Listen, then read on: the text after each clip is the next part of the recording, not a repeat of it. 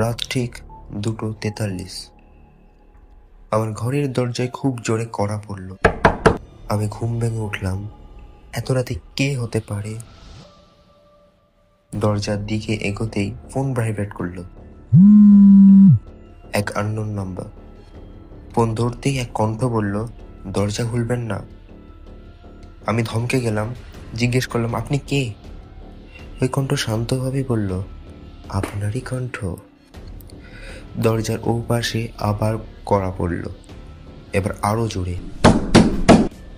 ফোনের কণ্ঠ বলল, ওই যে দাঁড়িয়ে আছে ও আমি না, ও তোকে ভিতর থেকে বের করতে এসেছে। আমার শরীর ঠান্ডা হয়ে গেল। দরজার নিচে পাক দিয়ে কারো পায়ের ছায়া দেখা যাচ্ছে, কিন্তু ওর ছায়া এক জায়গায় নেই। এদিক ওদিক নড়ছে, যেন মেঝের ওপর হাঁটছে কিন্তু পা তুলছে না। হঠাৎ চুপ।